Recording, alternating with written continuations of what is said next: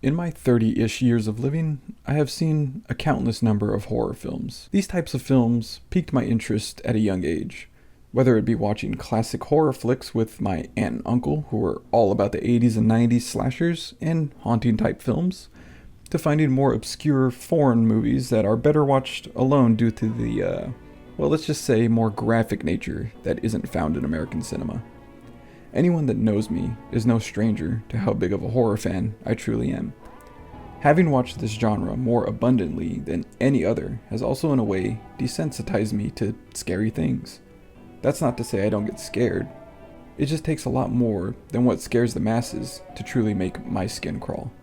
However, there are a handful of movies that I have seen throughout my early life and into my adulthood that left a mark on me. These movies either have a scene or the entire plot that will forever live rent-free in my mind. Here are a few of those movies. Starting off the list is Final Destination 2. I chose the sequel because of the major accident that happens at the beginning, which then sets in the domino effect of everything else that happened in the film. The first movie showed a plane crash, which is pretty scary on its own, but you only necessarily travel via plane when you're having to go pretty far.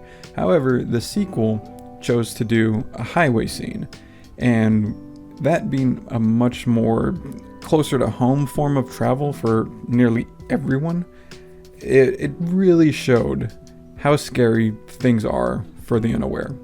And for me, after seeing this entire movie, I was put into an entire state of hyper-awareness. Seriously, I couldn't put a knife down on the counter without thinking of a whole chain reaction that could happen if I accidentally bumped the knife and, say, it fell on the floor, I don't know, bounced off, hit something, and that, let alone, caught the house on fire. Who knows?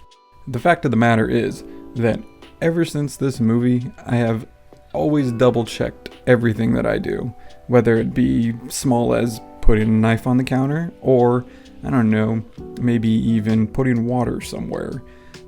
Anything that could have a potential liability to being something more dangerous, that was always a fear of mine, and I have to thank Final Destination for doing that, and to this day I am still hyper aware of things that could go wrong and potentially will go wrong.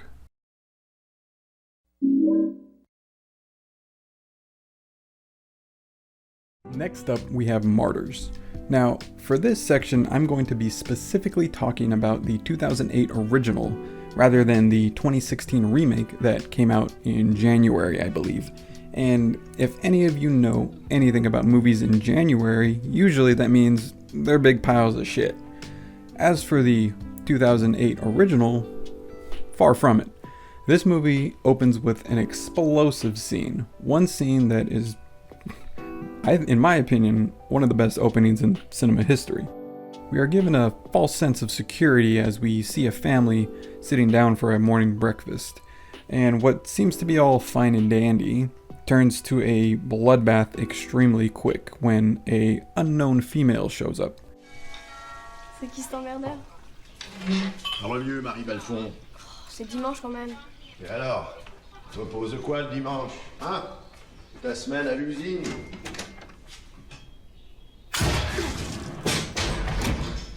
As an audience member, you're completely confused on what's going on, and you're starting to think maybe this assailant is the perpetrator all along. But as the story unfolds, you start learning more and more about what this family that you had in the opening scene was truly up to. A long story short, without giving too much away, is that this family was a part of a cult that wanted to find the meaning of the afterlife, to see if there is anything beyond death.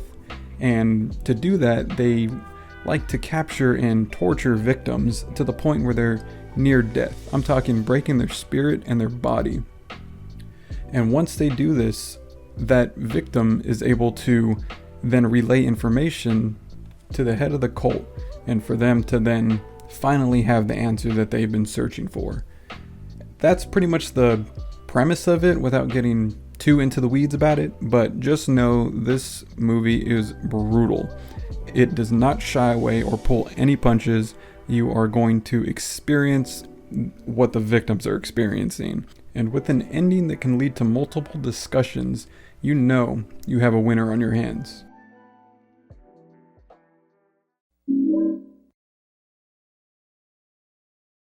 I Saw the Devil is a 2010 South Korean film. This film follows a National Intelligence Service agent who embarks on a quest to find the killer responsible for taking his wife's life. Now, this film is by far one of the craziest movies I have seen, and I wouldn't even consider it a horror film necessarily.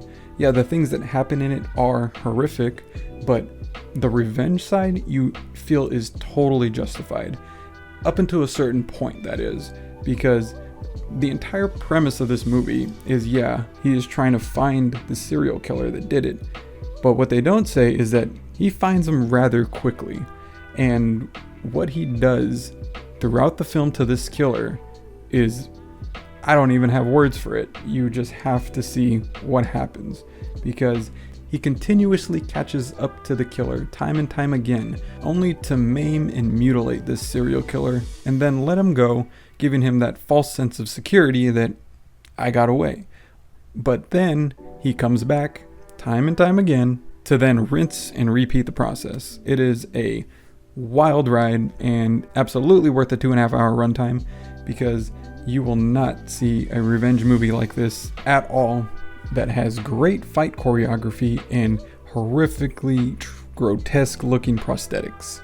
There is a scene in here with a scalpel that I do not like rewatching on revisits to this film, but if you have seen the movie, you know damn well what I'm talking about, because it involves a scalpel as well as an Achilles tendon, and I will let your mind do with that as it will. Now, if you're a horror aficionado like myself, you know the producers Blumhouse. They are still pumping out content to this day, and a lot of their stuff hit and miss, but when they hit hard. The one that hits the hardest though is by far Sinister. The plot of this film follows a true crime writer that knowingly moves him and his family into a murder house, or a house that had a family in it that is no longer here. The only thing he forgets to mention is, well, that murder to his family. So he moves in looking for an inspiration for his next story, and begrudgingly to him, a story, well, finds him in the form of these Super 8 film reels up in his attic. The film reels are by far the scariest parts of this movie, but the one piece of film from that Super 8 collection that stuck with me, as well as I'm sure everyone else that's seen the movie, is the quote-unquote yard work film. By the time this small film is shown to the audience, we've already seen other horrific tapes, and we're prepared fully for what's to happen. But this one sort of subverts your expectations a bit, because all the other films started off with showing the family, whoever the film is about, and then showing the demise. But this one is a very long, drawn-out sequence up until that gut-wrenching scream that happens right when the film ends. And yeah, that one will definitely stick with you, if not throughout the movie. Maybe about, I don't know how long it's been since that movie, but I am still thinking about it to this day. Last and by far not the least, we have Terrifier 2. Having thoroughly enjoyed Terrifier 1, as well as Art the Clown's first film debut in All Hallows Eve, I was excited for the sequel to see where things would go for this crazy psychotic clown.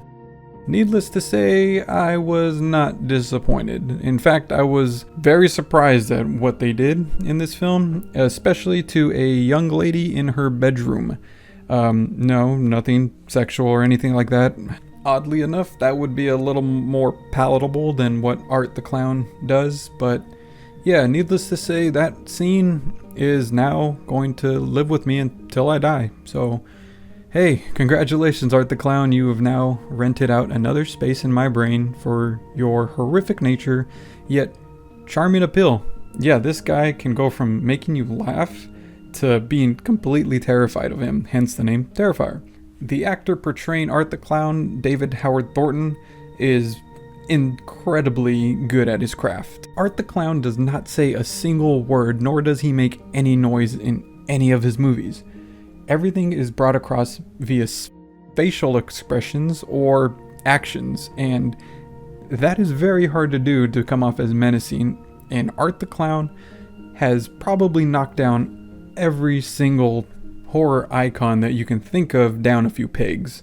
He really makes what these other killers like Jason, Freddy, Michael Myers do in their movies look PG compared to the shit Art the Clown does.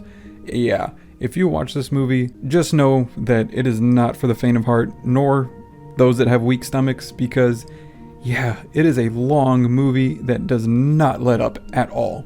Highly recommend if you're into sick shit like me. And yeah, that's probably the 5 movies off the top of my head that I feel like have scarred me, or at least, left lasting impressions for years and years to come. I know there's probably a few more that I can't think of right now, but hey, maybe a video for another time. And with Terrifier 3 coming out this Christmas, or around Christmas I should say, yeah, that will probably be added to a list at some point too, because they just keep wanting to one-up each other after each movie. And with the new trailer, as well as the rumors circulating around about the opening kill, yeah, this one is probably going to blow Terrifier 2 out of the water, and hey, I'm all for it. Christmas can't come soon enough.